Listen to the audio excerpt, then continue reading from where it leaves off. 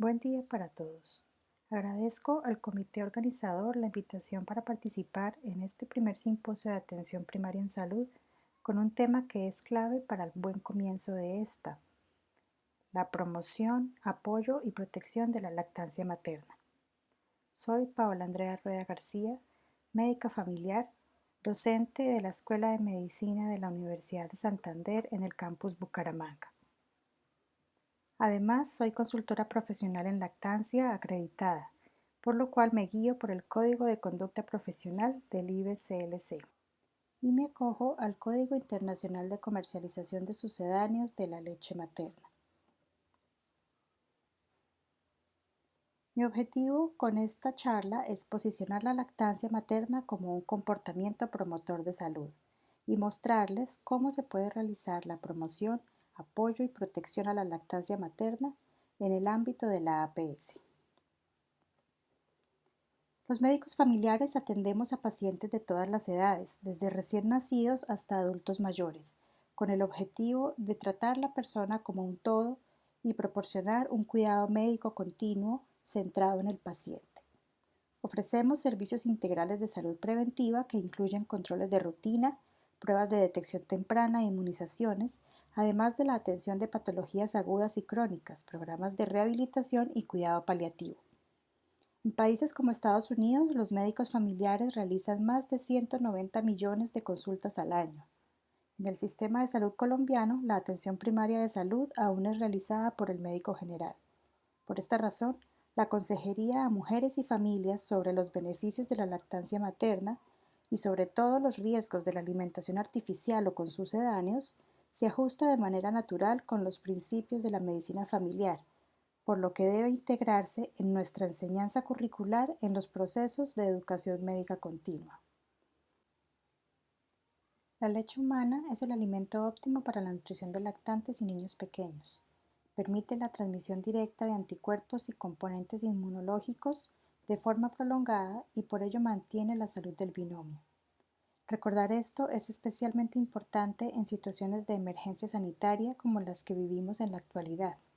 Por esta razón, las autoridades sanitarias a nivel mundial y organizaciones humanistas y de salud recomiendan el inicio, mantenimiento y continuación de la lactancia, y que los recién nacidos reciban leche humana como única fuente de alimento hasta los 6 meses de edad, continuando junto con alimentos complementarios al menos por 2 años.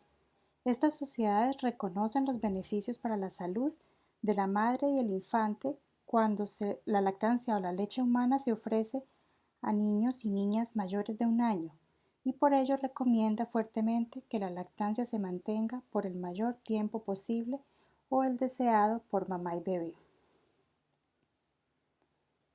En países en desarrollo, esta es una realidad.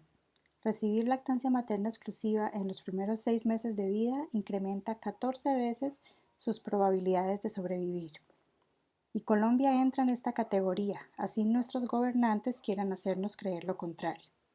Aún tenemos muchos niños y niñas que mueren por causas atribuibles a la desnutrición, no solamente porque no se cumple con la entrega de alimentos que corresponde al Estado, sino porque no hay programas fuertes que promocionen, apoyen y protejan a las mujeres lactantes y sus familias. A nivel mundial, el dinero se va al fomento de la industria, y la industria se aprovecha de las situaciones de emergencia y del hambre de niños y niñas en los países más pobres. Son múltiples los estudios que se han publicado en los últimos 20 años que demuestran que la lactancia materna es un comportamiento promotor de salud. No existe ninguna otra intervención en salud pública que tenga mejor documentación respecto al potencial de mejorar efectivamente la salud de la población a corto, mediano y largo plazo. Sin embargo, el panorama internacional es alarmante. En la mayoría de países que cuentan con registros sobre las tasas de lactancia materna exclusiva, esta no llega ni al 40%. Aunque aquí pareciera que Colombia está mejor que otros países, esta página, a pesar de estar consultada recientemente, muestra convenientemente datos de la encuesta de situación nutricional en SIN del 2005. Nuestra realidad actual es otra. según la última encuesta de la situación nutricional realizada en 2015, tenemos una tasa de inicio temprano de la lactancia mayor al 70%, una de las mejores de la región. Podríamos decir que esto es bueno, sin embargo, la OMS menciona que este indicador debe ser mayor al 90%. Claramente, aún es necesario un mayor compromiso de todos los actores del sistema de salud y en especial de los médicos de atención primaria para apoyar esta práctica. Tristemente, la ENSIN en 2010 ya empezó a mostrar una tendencia al descenso y en 2015 la tasa de lactancia materna exclusiva en menores de 6 meses ya se encontró en 36%. La siguiente exploración que se realice de la encuesta de situación nutricional seguro será más desalentadora, teniendo en cuenta la pandemia actual. Y la cantidad de niños amamantados al año también mostró un descenso en esta encuesta. Este panorama preocupante nos hace preguntarnos qué es lo que sucede. ¿Por qué no lactan las madres? Diversas investigaciones han mostrado que aunque la lactancia materna es un hecho natural para los mamíferos, en los humanos se encuentra altamente influenciado por la cultura. Y de la misma manera, el fracaso en la lactancia es un reflejo del sistema de salud, del sistema social y de la misma cultura, y no un fracaso personal. Aunque el destete temprano es multicausal, sus principales razones son susceptibles de ser mejoradas si el equipo de salud está preparado para acompañar durante todo el proceso a la diada lactante. Existen factores que permiten que las madres logren su expectativa de lactancia.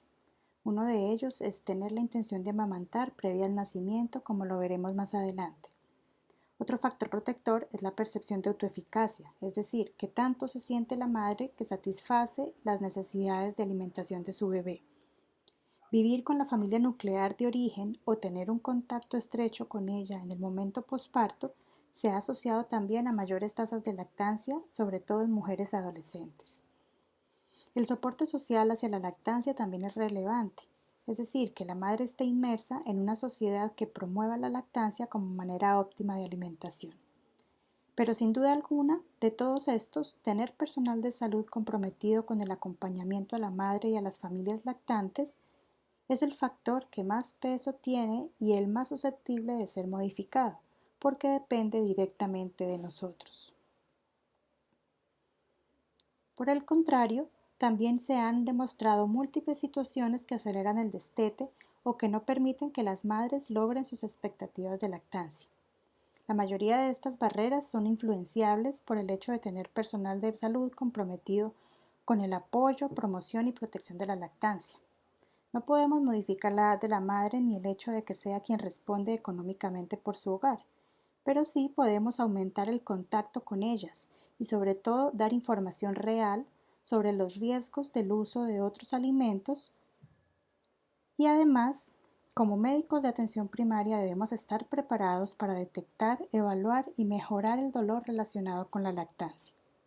De todos estos, la principal barrera es el uso de biberones en la hospitalización y aquí claramente jugamos un papel protagónico. Los médicos y el personal de salud entonces tenemos una función decisiva en lograr que la mayoría de los niños tengan este patrón de alimentación.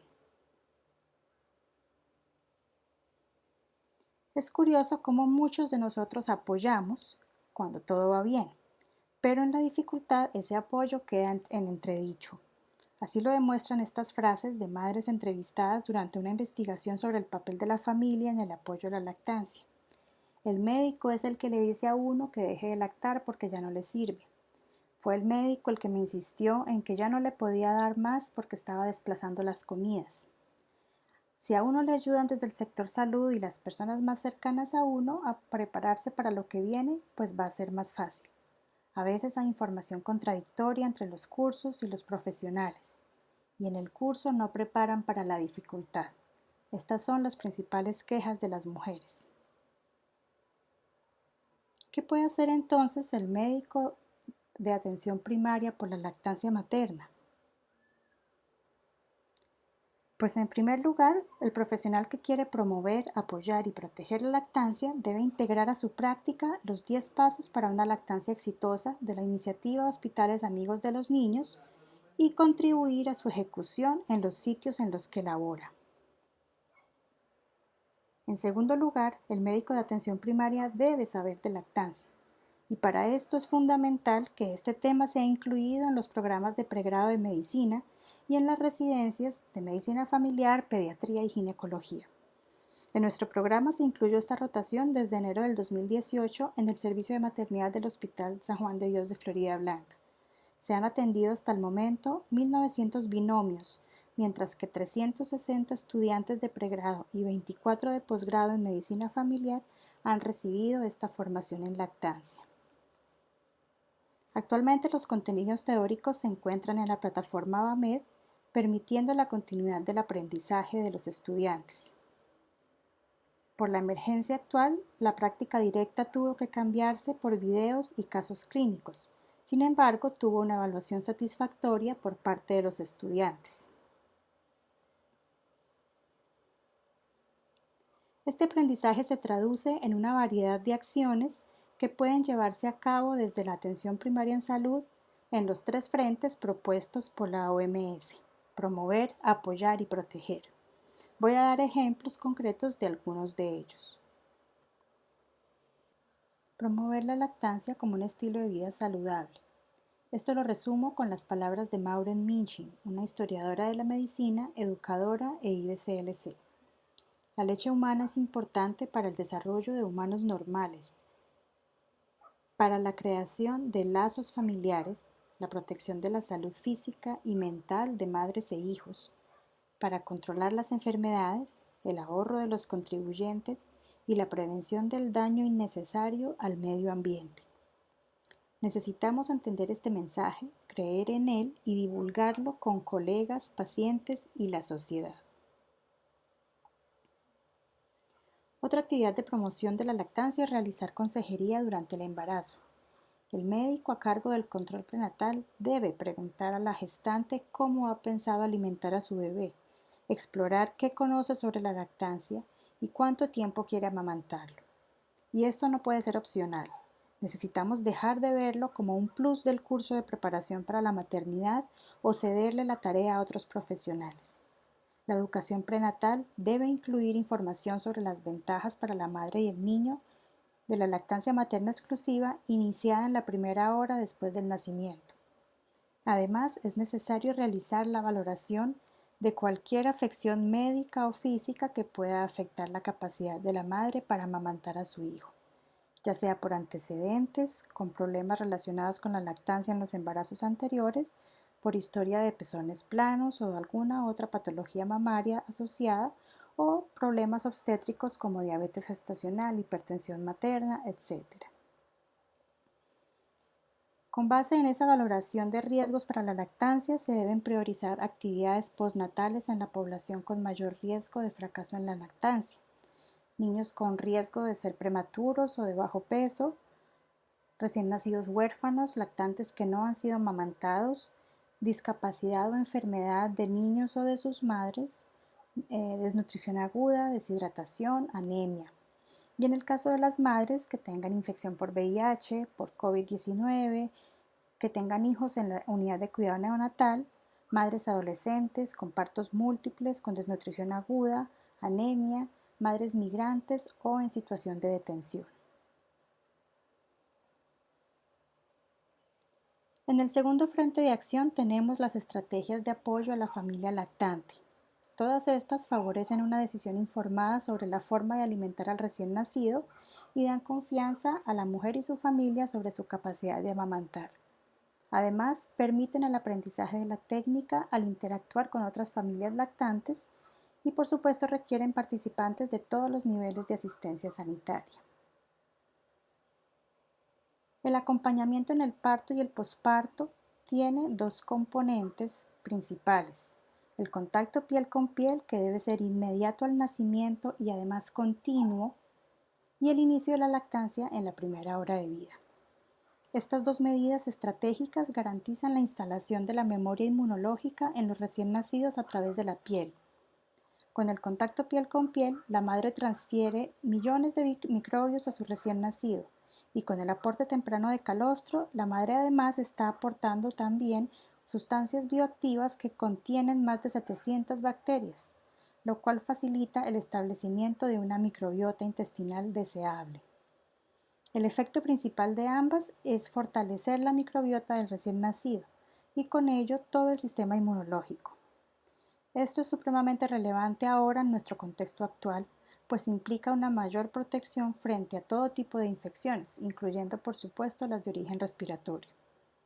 El calostro es un ejército defensivo personalizado y adaptado al medio ambiente del bebé, que debe ser el mismo de la madre si ellos están juntos.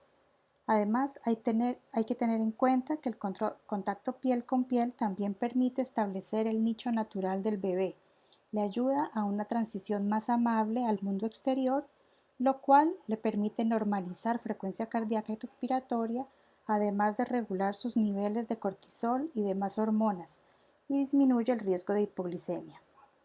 Todo esto le permite adaptarse mejor y tener mejores recursos para responder incluso a un ambiente hostil como el que va a encontrar en medio de una pandemia. Y no podemos olvidar el establecimiento del vínculo, que en nuestra sociedad, violenta por tradición, es fundamental. Otra actividad propuesta en atención primaria en salud es realizar la consejería en lactancia.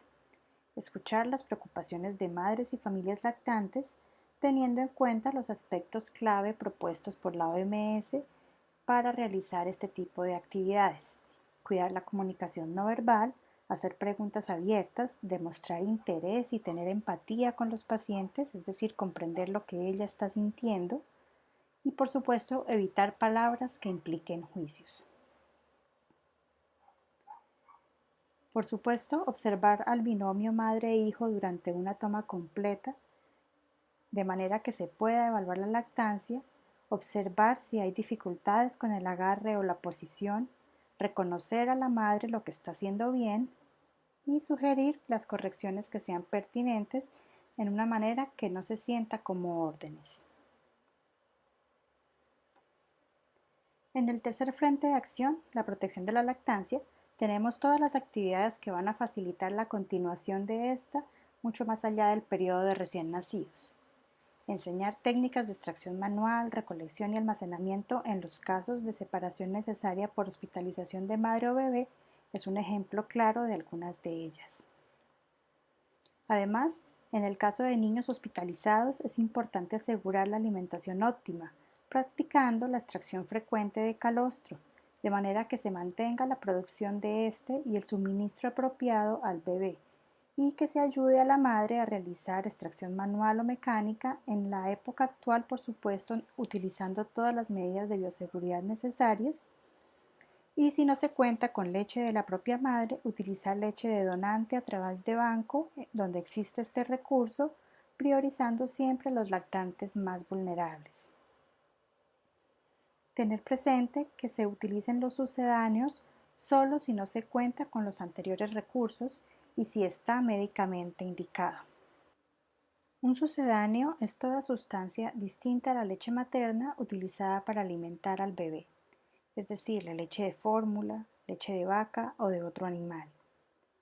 No me voy a detener en los riesgos de los sucedáneos, pero es muy importante que quien se desempeña en atención primaria los tenga muy claros, sea consciente de ellos y explique a sus pacientes que la leche de fórmula no es inofensiva, para que ir a comprar un tarro de leche no sea la primera solución que se ocurre a las familias o a los médicos cuando hay dificultades. Para minimizar los riesgos, es necesario tener muy claro que el suministro de estos sucedáneos a los niños pequeños debe hacerse solo en situaciones en las que la lactancia no sea posible. Y esto implica, en situaciones de emergencia, no recibir donaciones de sucedáneo. Informar los riesgos del uso de estos sucedáneos a las autoridades sanitarias y a la población general es importante para que no se abandone la lactancia con la entrega de estos alimentos. La adquisición de sucedáneos para hospitalización debe estar a cargo del Estado o de las instituciones de prestación de servicios de salud, para cubrir las necesidades de los niños que no tienen la posibilidad de recibir leche humana.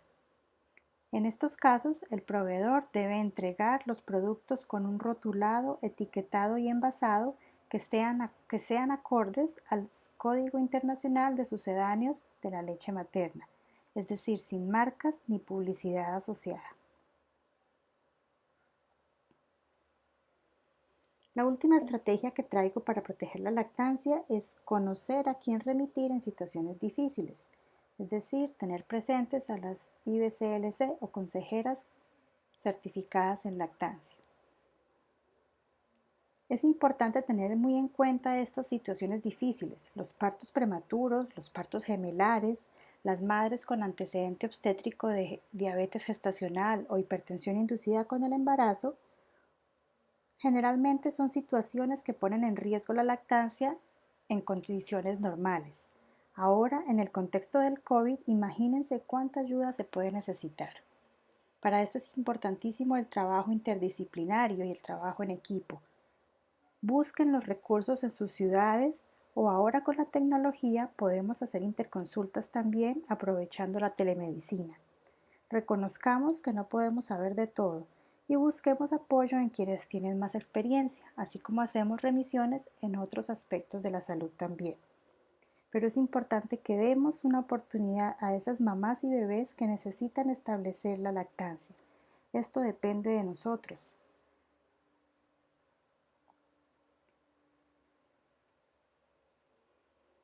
En algunos casos es importante evaluar la posibilidad de relactar cuando se ha suspendido la lactancia por alguna razón, y para esto es particularmente útil tener cerca una IBCLC. En estos casos se necesita dar apoyo permanente a la madre, garantizar el suministro de leche humana pasteurizada si está disponible o el sucedáneo apropiado hasta restituir la lactancia o la succión directa y siempre priorizar esta actividad para los menores de 6 meses. La relactancia es el proceso de estimular de nuevo la lactancia días, semanas o meses después del cese de la misma. Este probablemente sea un término quizás desconocido para muchos de ustedes, pero es importante conocer que existe, que se puede volver a amamantar después de haber suspendido la lactancia. Generalmente sucede quizás porque han presentado las madres dificultades iniciales o separación del binomio por alguna razón, o una madre que después de haber suspendido lactancia ha hecho un proceso de educación un poco más profundo, aprende los riesgos del sucedáneo y desea volver a intentar. En todo caso, la relactancia tiene indicaciones muy puntuales y es muy importante entonces poder tener en cuenta a qué madres ofrecerles esta posibilidad, ya sea por indicación médica o por el deseo de ellas mismas. Finalmente, quiero mencionar algunas recomendaciones para llevar a cabo la lactancia en el contexto de la emergencia por COVID que estamos viviendo actualmente. Hasta el momento no existe evidencia de que el virus SARS-CoV-2 se contagie a través de la leche humana o por pinzamiento tardío del cordón umbilical. Por eso todas las mujeres tienen el derecho a una experiencia de parto positivo, tengan o no una confirmación de la infección por COVID-19. En este momento, esta sigue siendo la recomendación a nivel internacional. Tomar decisiones basadas en la evidencia científica disponible hasta el momento para preservar el privilegio biológico de la lactancia y el apropiado establecimiento del vínculo y el apego, considerando la individualidad de cada diada. Una mujer con sospecha o COVID confirmado debe recibir apoyo para mantener de manera segura la lactancia y usar medidas de bioseguridad para minimizar la transmisión persona a persona y la exposición del neonato a secreciones respiratorias maternas. Es importante evaluar las condiciones clínicas de la madre y del recién nacido antes de decidir separar a la diada. Proveer a madres y lactantes de apoyo calificado en todo momento es muy importante para mantener esta lactancia. Para tener información completa respecto al proceso de lactancia en la emergencia COVID-19, les recomiendo que descarguen la Guía de Lactancia en Emergencia desarrollada por Paso 10, un colectivo interdisciplinario multisectorial e internacional de profesores de salud entrenados en lactancia. A raíz de la emergencia internacional desatada por el nuevo coronavirus, este grupo realizó una minuciosa revisión de la literatura recientemente publicada por la Organización Mundial de la Salud, por China, Europa y Norteamérica respecto a la lactancia y el COVID, y desarrollaron esta guía que permite concretar una conducta a seguir acorde a las recomendaciones internacionales que protegen y estimulan la alimentación óptima de los recién nacidos, lactantes y niños pequeños. La guía está disponible en esta dirección para descarga gratuita. Con esto concluyo mi presentación, con algunas ideas de todo lo que podemos hacer desde la atención primaria en salud para favorecer la alimentación óptima de niños y niñas. Hasta el momento, tristemente ningún país cumple con el mínimo apoyo requerido para la lactancia. Nosotros podemos contribuir mucho para cambiar esta realidad, para garantizar el mejor comienzo a las nuevas generaciones. Es el momento. Muchas gracias por su atención.